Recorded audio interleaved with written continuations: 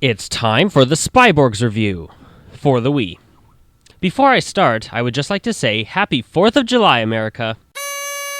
I bought this game used for only $5 at GameStop, and since it was so cheap, I was expecting a bad game. But you know what? This game surprised me on how fun it really was, so let's see why. This game is a 2.5D beat-em-up. The story is about three cyborgs who are trying to stop an evil cyborg from doing bad stuff. You know what? I've got to be honest. The story is so bland and dull that I basically didn't pay any attention throughout the time I was playing it. You have to go through numerous levels defeating evil robots that the main villain has sent. The story is bland, but the gameplay makes up for it. The main feature of gameplay is that in each level, you will always play in co-op mode, whether you have a friend to play with or not. If you don't have anyone to play with, the computer will be your teammate and help you defeat evil. Hooray for teamwork! Of course, having a friend play with you makes the game much more fun. At the beginning of each stage, you'll get to choose one of three cyborgs you want to play as. My girlfriend and I didn't like the big ape Spyborg, so that's why you'll see us using the same two Spyborgs throughout this review. Each character has his or her own special abilities and attacks to destroy enemies with, such as guns for one character and a sword for another.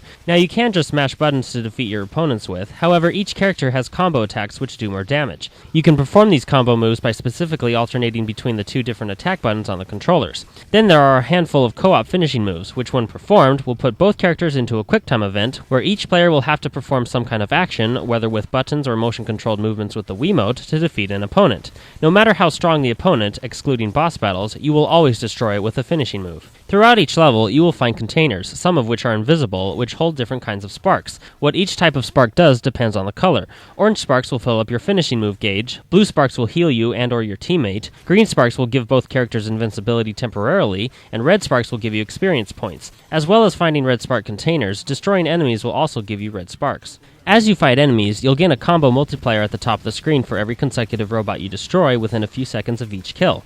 Bottom line, the higher the combo, the more bonus XP you get. At the end of each level, which, by the way, can range between really short and pretty long, the screen will show your score of how many combos you received, and then you can exchange your XP for upgrades like health, armor, and new combos. The thing is, though, both characters' each individual XP is pulled at the end of each level, and depending on how much XP you have, you'll usually only be able to give upgrades to one character at a time. It's not a horrible system, but it does get annoying, especially because the difficulty can be just ruthless. There are 5 difficulty settings, and for the most time we played, we stayed on the second difficulty, but there were a few times in the game where we had to set it on the easiest mode. Now, of course you can block attacks, but the main problem I think was that the action could get pretty hectic. No, there's nothing wrong with that, but it could become difficult seeing when your character was taking damage. There is a health bar you can watch, but you're mostly watching the action on screen trying not to die, but before you know it, you're dead.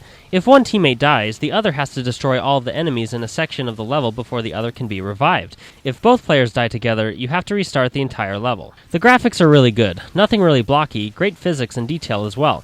The frame rate was great for the most part, however when things started to get crazy with lots of enemies, you could tell there was definitely some slowdown, but overall it was really good. The controls are great. You'll use the Wiimote nunchuck combo, using buttons on both controllers to attack, jump, and defend. You will use the motion controls to find invisible containers, as well as performing finishing moves.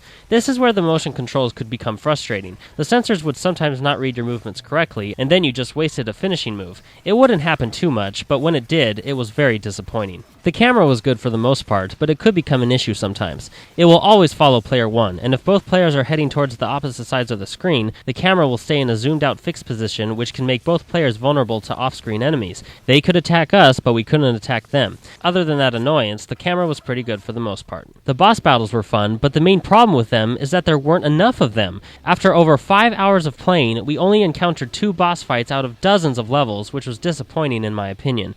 Also, due to the demanding difficulty, some of them could become extremely frustrating to beat, especially this boss battle. The biggest problem I have with the game is that it is so repetitive with a lack of variety. It's constantly the same thing over and over and over in every level. And yes, I know it's a beat-em-up, but the game can become boring due to the lack of variety in enemies, as well as movesets for each character. It's pretty fun in the beginning, but just becomes too monotonous later on. This is why I would have liked to have more boss battles. They really boosted the fun. I know I've already said this, but another problem is the difficulty. Now, I've said before that I like a challenge, and I do, but this game definitely goes overboard, which just decreased the fun factor for both of us. There is bonus material and medals you can acquire if you perform specific actions in the levels, such as figuring out a way to destroy 3 enemies at once. Spyborgs is a pretty good game, really good graphics, great controls, fun explosive gameplay, fun boss battles, and some really cool looking movesets. However, all of this can be halted by the supremely repetitive lack of variety of enemies and movesets gameplay, not enough boss battles, a dull story, a somewhat annoying camera, and the difficulty, even on low settings, can be very frustrating. It's still a pretty fun game though, and at its current super low price, I recommend checking it out. If you had fun with old school beat 'em ups, then I'm pretty sure you'll enjoy Spyborgs as well. This game gets a 3.25 out of 5 with the title of good.